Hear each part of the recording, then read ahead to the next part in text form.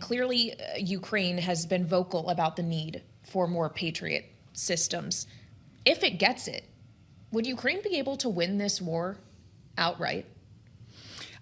Can I say hold that thought for a minute? So I think Anne-Marie's right that there are a limited number of Patriot interceptors, but the big discussion is two things. So there is a finite number of these things, but if the U.S. were willing to give its licensing permission to Ukraine, that would be a game changer. That would be an absolute game changer. There's something else the U.S. can do as well. So if you go to the factory where these PAC-3s are made, it's in Camden, Arkansas. They're not on a 24-hour schedule. I think that's incredible. We're more than 4.5 years into the war. Come on.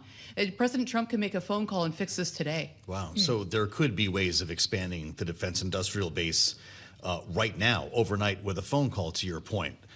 Shy of the hardware, we've seen a remarkable advance, bold moves by Ukraine, striking deeper into Russia, and they've been answered by very heavy ballistic missile attacks on civilian areas in Kyiv.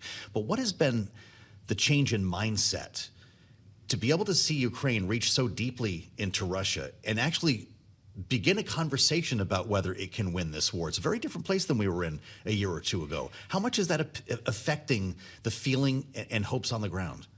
Joe, it is a massive change. I was in Kiev in December, and it was one of the grimmest periods. You guys know that I go there a lot. Yes, this was my 10th trip there, and I was sleeping in the basement every night in one of the nice hotels, waking up to the smell of tires because you're so far down in the ground. You're in a parking garage sleeping, and I couldn't get to the train station because there were missile strikes.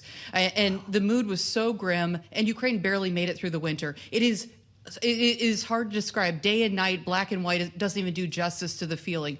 But Ukrainians, on that trip, I got to go to Firepoint, and Firepoint is the Ukrainian company that's making the long-range rockets. And they're getting better and better at hitting refineries. So Ukraine has managed to hit all of Russia's major refineries except for one. So Ukraine, its technology is improving, and its drones, its long-range drones are improving as well. Well, so when we consider that improvement in technology, in morale, is there a sense that Ukraine could end up on the winning side of this conflict, or does it still ultimately need to be a negotiated outcome that's pursued? So wars always end in negotiations, but right now there is a strategy in place on the Ukrainian side to push as hard as possible with these long-range strikes, and the idea is to compel Vladimir Putin to actually come to the negotiating table. And I think it's working. We see the Russian economy is in trouble, and we see increasing pressure, and we see the Ukrainian side getting closer and closer to Moscow and St. Petersburg, and we see elite splits as well. So is it going to change overnight? No. But the Ukrainians also did something really wise. They've been interrupting supply lines around Crimea and putting huge pressure on logistics, and that's how you win wars. Interesting. We've talked for years about this now, which is pretty remarkable to think about. In many of our conversations, you've led us to the realization that it's manpower just as much as it is material. We can give all the bombs, tanks, and weapons we can make, but Ukraine needs to have people to wear uniforms and go shoot those weapons. This was becoming harder with time. Where is the recruitment effort now? So that discussion has actually changed. You and I had this discussion about, oh my God, there's not enough Ukrainian troops to hold the front line. So because Ukraine has invested so much in its drone technology, the kill ratio has really changed. So now one Ukrainian is killed for every 5 Russian.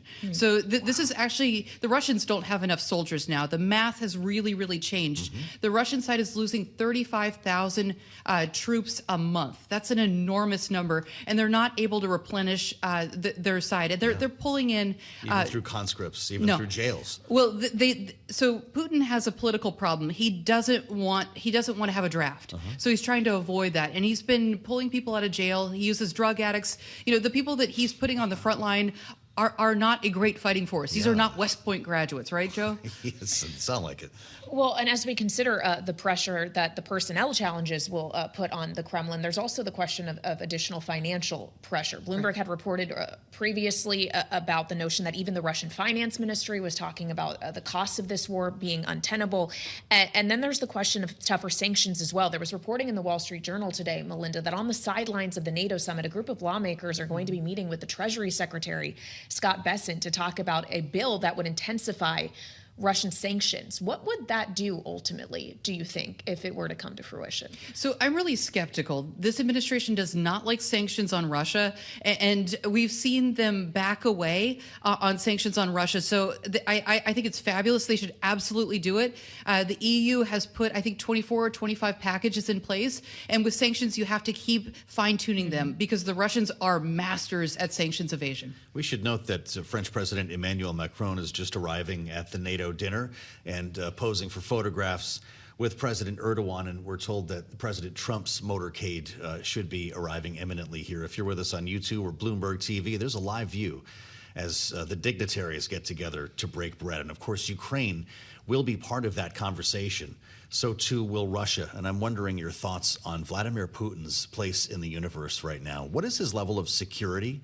What is his approval rating in Russia, if you could take such a poll? So if you could take such a poll is the clause that we need to emphasize. So his numbers are terrible. And there are splits between the presidential administration and the security services. And there's a growing number of people that want him to back away. And then there's a growing number of people that want to increase pressure. But Vladimir Putin is paranoid. He takes high security risks. A bunch of papers have reported all of the different ways that he's trying to stay out of the public. He's not giving a lot of public speeches anymore because he's afraid of the security Should risk. he be? Yes, of course he should be afraid of this. The Ukrainians are really clever at these things, and we've seen the Ukrainians pull off, all kinds of.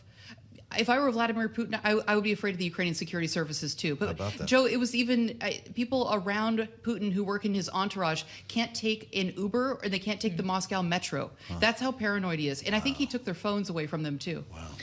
Well, and of course, that's just as he considers the threat posed by Ukraine. Of course, he in part went into Ukraine in the first place over 4 years ago because he was concerned that Ukraine might one day become a member of NATO. Now, as we see the NATO alliance gathering in Ankara with a pursuit of 5% of spending of GDP on defense, has this all ultimately backfired with his aims here? Is it a stronger NATO that has emerged out of these last many years? Absolutely. We have 2 new NATO members, and Ukraine has become Sparta. It's a small, militarized state, and forget Russia, China, and great power politics. That's the wrong way of looking at the world now. It's about Israel, Rwanda, and Ukraine. These are countries that are militarized, and they have high-tech sectors, and they're going to be innovating. And this is going to be, the new Spartas is actually the watchword for the next period to come.